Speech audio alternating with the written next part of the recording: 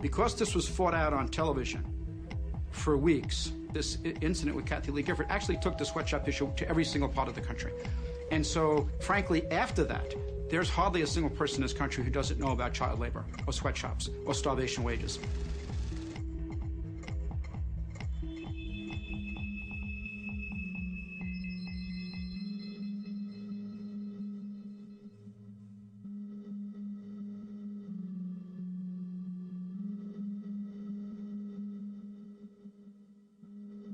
So what we need to do is to look at the very roots of the legal form that created this beast, and we need to think who can hold them accountable. They're not graven in stone. They can be dismantled. In fact, most states have laws which require that they be dismantled. For too long now, giant corporations have been allowed to undermine democracy here in the United States and all over the world. But today, the National Lawyers Guild and 29 other groups and individuals are fighting back. We are calling upon State Attorney General Dan Lundgren to comply with California law and to revoke the corporate charter of the Union Oil Company of California for its repeated and grievous offenses. This is a statute that is well known. It has been used. It can be used. What this will mean is the dissolution of the Union Oil Company of California, the sale of its assets under careful court orders to others who will carry on in the public interest. This is nothing more than just a smear campaign. This company has been part of California's economy for over 100 years, thousands of jobs. Doesn't mean it's never made any mistakes, paid for those mistakes, but this demonizing of a company, I think I'm in a time warp or something, that I fell asleep and I woke up 50 years ago when we heard that kind of rhetoric. Well, we have a very, very broad set of people angry, well, very angry at this corporation. People from the left of the spectrum who don't produce anything except hot air. From its complicity in unspeakable human rights violations overseas against women, gays, laborers, and indigenous peoples, to its efforts to subvert U.S. foreign policy and deceive the courts, the public, and its own stockholders, Unocal is emblematic of corporate abuse and corporate power run amok.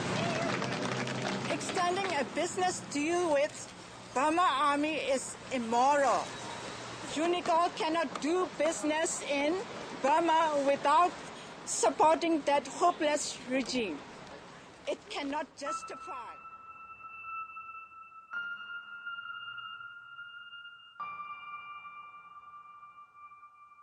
The curse for me has been the fact that in making these, documentary films, I've seen that they actually can impact change. So I'm just compelled to, keep making them.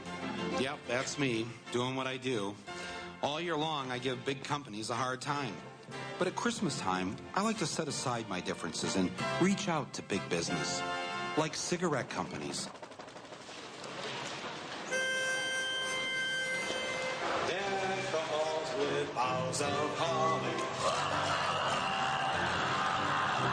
I went to Littleton, Colorado, where the Columbine shooting took place. And I didn't know this, but when I arrived, I learned what the primary job is of the parents of the kids who go to Columbine High School. The #1 job in Littleton, Colorado, they work for Lockheed Martin, building weapons of mass destruction. But they don't see the connect between what they do for a living and what their kids do at school or did at school. And so I'm kind of, up on my, high horse, thinking about this. And I thought, I said to my wife, we both are, sons and daughters of auto workers in Flint, Michigan. There isn't a single one of us back in Flint, any of us, including us, who ever stopped to think, this thing we do for a living, the building of automobiles, is probably the single biggest reason why the polar ice caps are going to melt and end civilization as we know it. There's no connect between I'm just an assembler on an assembly line building a car, which is good for people in society. It moves them around. But never stop to think about the larger picture and the larger responsibility of what we're doing. Ultimately, we have to, as individuals, accept responsibility for our collective action and the larger harm that it causes, in our world. Today, the first of 2 historic town hall meetings will get underway in Arcata, California. 61% of Arcadans voted in favor of publicly discussing whether democracy is even possible when large corporations wield so much wealth and power under law. They also voted to form a committee to ensure democratic control over corporations in Arcata. Corporations are not accountable to the democratic process. That's what this is about. I don't want to make decisions about everything that goes on in their corporation, but I do have a strong belief that they need to be held accountable to us. If we don't like certain product, if we don't like Pepsi-Cola or Bank of America, or if you don't like what they do, don't use them. That's the way I see the, people's power is. You have a lot more money than me. You have more votes than I do. If we use the model of boycott and voting with your dollars, that's an undemocratic situation. What are we afraid of? I mean, are all the businesses going to leave Arcata? I don't think so. And if they did, we'd deal with it, or we'd figure it out, or we'd do something different. We're creative people. I just don't see why we're afraid. If you think it's tough making a decision where to buy your stuff today, how tough do you think it is when there's only one provider, and it's the state? And by the way, you don't get to have this little democracy forum in those communities either. People that say they fear their government, I really hope that they understand that they're allowed to participate in their government. They're not allowed to participate in anything the corporations do. So don't fear the government. Help it be the government that you won't fear. If this many people around the country would do this instead of watching Super Bowl Sunday, our nation would be controlled by the people, not by the corporations. No more chain restaurants in Arcata after a long-awaited decision.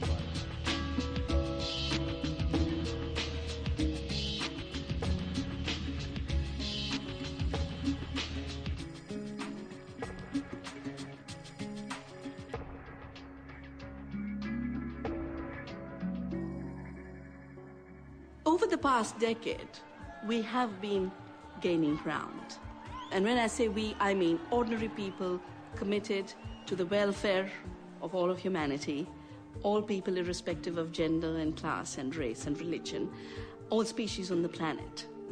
We managed to take the biggest government and one of the largest chemical companies to court on the case of Neem and win a case against them.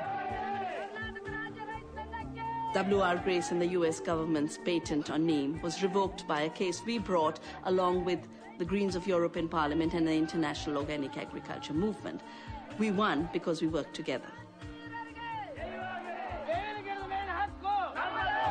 We have overturned nearly 99% of the Basmati patent of Rice Tech. Again, because we worked as a worldwide coalition. Old women in Texas, scientists in India, activists sitting in Vancouver, a little Basmati action group. We stopped the third world being viewed as the pirate, and we showed the corporations were the pirate.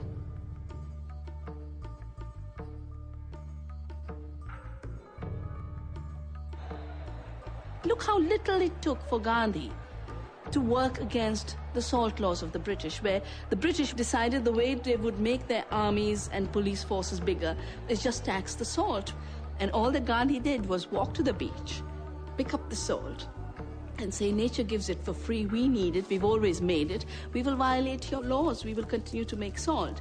We've had a similar commitment for the last decade in India that any law that makes it illegal to save seed is a law not worth following.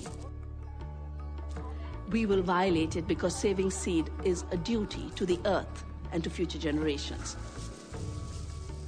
We thought it would really be symbolic. It is more than symbolic. It is becoming a survival option. Farmers who grow their own seeds, save their own seeds, don't buy pesticides, have threefold more incomes than farmers who are locked into the chemical treadmill, depending on Monsanto and Cargill. We have managed to create alternatives that work for people. There are many tools for bringing back community. But the importance is not the tools. I mean, there's litigation, there's legislation, there's direct action, there's education, boycotts, social investment. There's many, many ways to address issues of corporate power. But in the final analysis, what's really important is the vision. You have to have a better story. Do I know you well enough to call you fellow plunderers? There is not